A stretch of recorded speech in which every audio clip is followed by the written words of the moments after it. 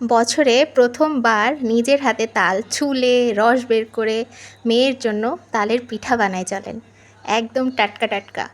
প্রতিবার তো আম্মু পাঠাই তালের গোলা করে, এবারও পাঠিয়েছে, কিন্তু আমি ভাবলাম একটু নিজে থেকে করি। বিয়ের পর তো কখনোই করিনি।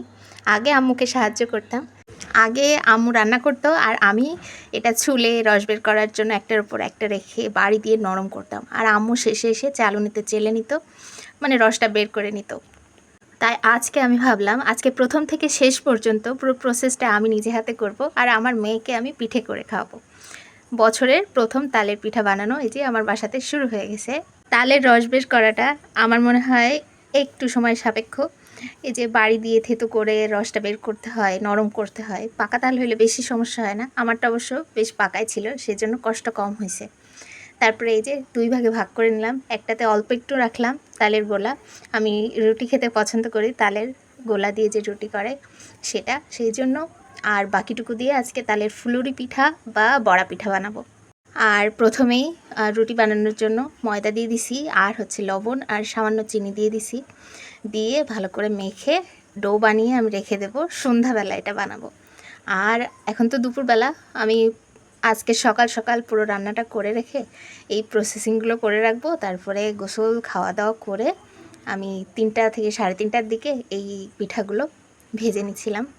তারপরে এই যে অল্প একটু নারকেলেও কোরানোও দিছিলাম, কোনোবার দিই না, আজকে ভাবলাম একটু দিই। ফ্রিজে নারকেল কোরানোই ছিল, সেই জন্য আর কি।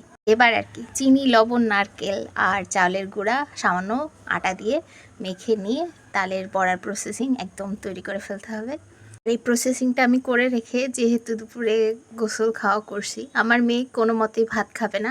তুমি পিঠার ওটা বানিয়ে রেখেছো, আমাকে পিঠা ভেজে দাও, পিঠা ভেজে দাও। তার জন্য এক দফা বকাও খাইছে। তারপরে ওকে নাকে মুখে খাওয়ায়ে আমি খেয়ে কোনো মতে তাড়াতাড়ি করে পিঠা ভাজতে চলে এসেছি। একদম 2:30 বাজে তখন। তাহলে বুঝুন অবস্থা, আমার মেয়ে কতটা পিঠা পাগল।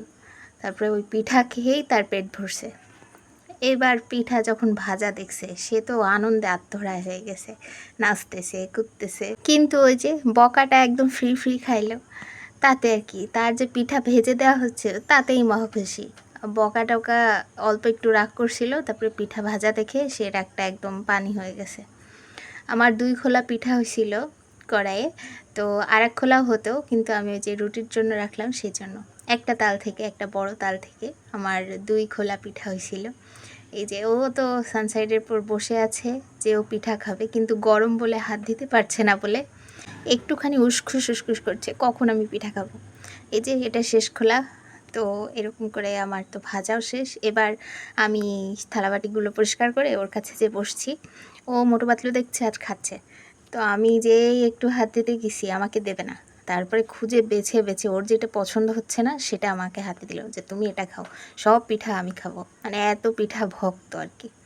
এই যে ভাগ্যে 4-5টা পড়ছে, সেই 4-5টা খাচ্ছি। ওর খাওয়া হইলে পরে যদি বেঁচে থাকে তখন খাবো ইনশাল্লাহ। আল্লাহ 2-4টা খেয়ে সব রেখে দেবে, কিন্তু তাও হাড়ি নিজের দখল।